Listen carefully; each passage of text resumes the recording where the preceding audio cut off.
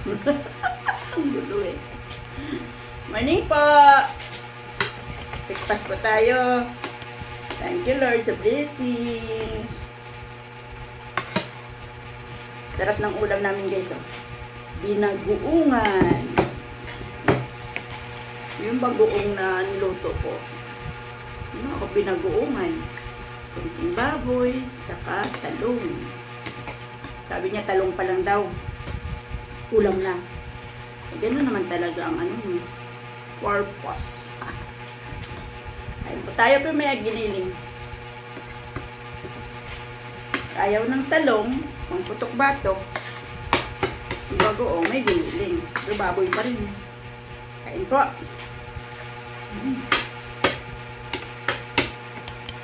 Okay.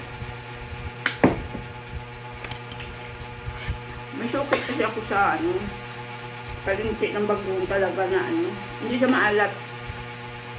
Kaya ko ng bagoong may kulay. Iba kulay pink, maputla, yung iba naman parang pulang-pula. Natural.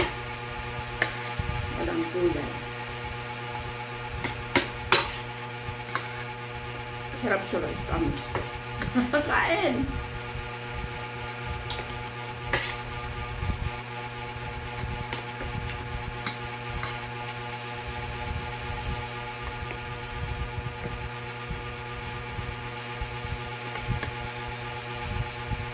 Affordable na ulam.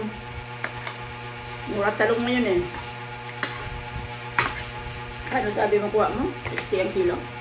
Mahal pa rin. Pero maganda. Nabili mo maganda.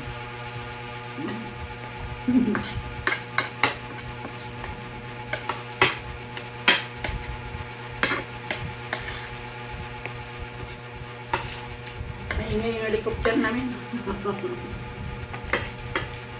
Ano nga lang ito guys? Takaw kanin, malakas kanin. Ano?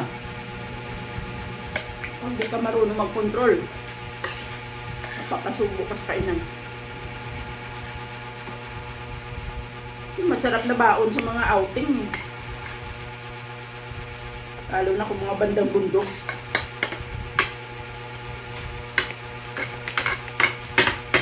Kahit ganitong ulam lang, ayos na.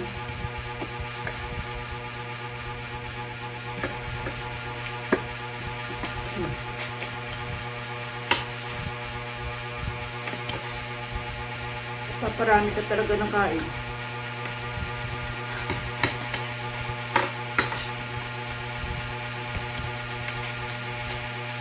Kala ko na din mababa ng kain ka. Nagkatulog pa sila.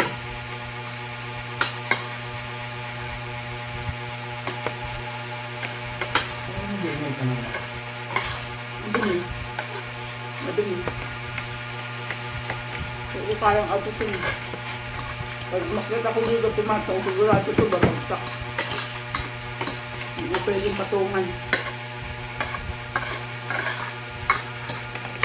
Lalo na ako. Mabigat ko.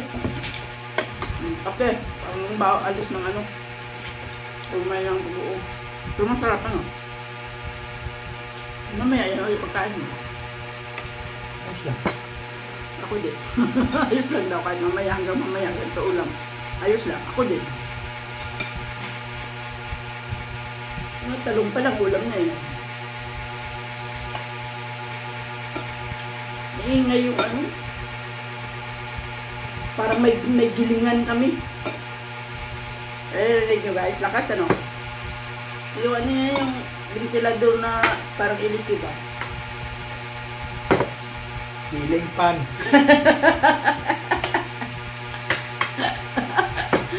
Gigil siya. Sabi ka naman, ventilador na ilis eh. Ceiling fan. Narinig nyo? Nakita nyo reaction niya.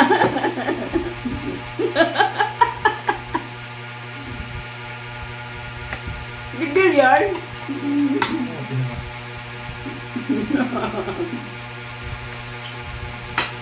Parang sarap mag-extra rice, ano? Kaya ko.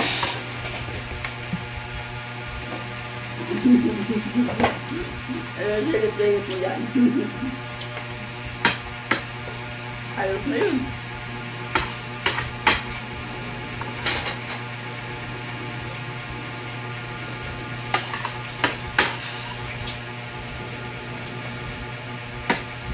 Mga bata hindi makakain ito. Pero pag kami lang ako, food na ito. Wala na. Lipat ka na ganyan.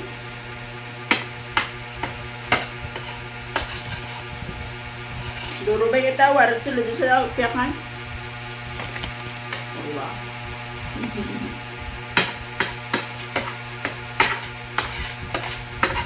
Sarap ng kain. Binabuungan. Sol.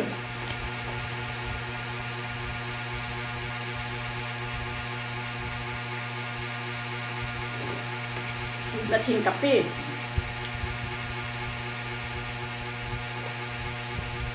Dapat kami nagkape guys, isa lang talaga yan. Kasi hindi naman niya kayang ubusin. Ako ang taga-ubos. Hindi niya mga kalahati. Matitira ako. Pero, pangalawang kape ko na to. Kapag gising ko kanina, alas 5, quarter to 5. Kape na ako. Pangalawa na ito. Sila humihilik pa. Ako nasa kusina na. Kasi ang pasok ng apo ko, alas 6. So, luto ako ng almusal. Kaya humihilik pa dito. Pati mga kasama ko, humihilik pa. Hanggang ngayon wala akong bumababa. Yung apo ko lang ang nasa labas, saka yung manugang. Natin yung manugang ko. Sabay biyahe. Laangkas kasi.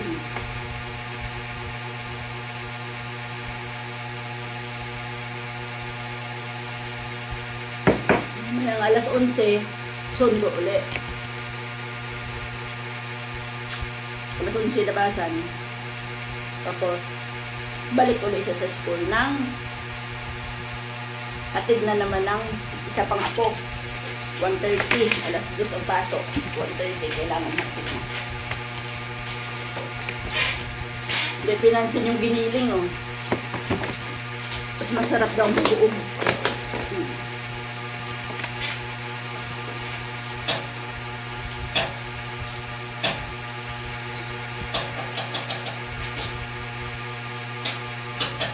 Ras amoy bagoong.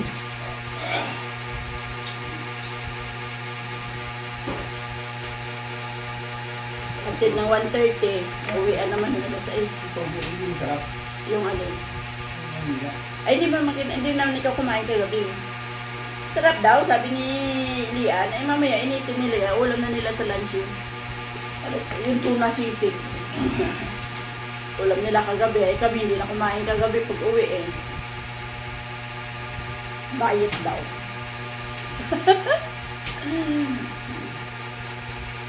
Oy, may toothpaste pa dito. Ay. Tingnan mo sa salamin yung ano mo, tura mo. Sige lang. Kape pa. Naubos ko na rin.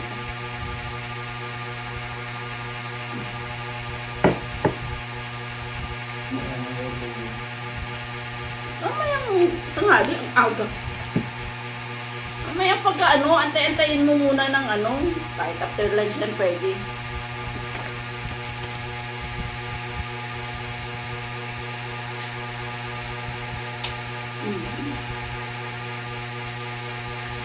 So guys, bye-bye! Tapos na kami mag-breakfast.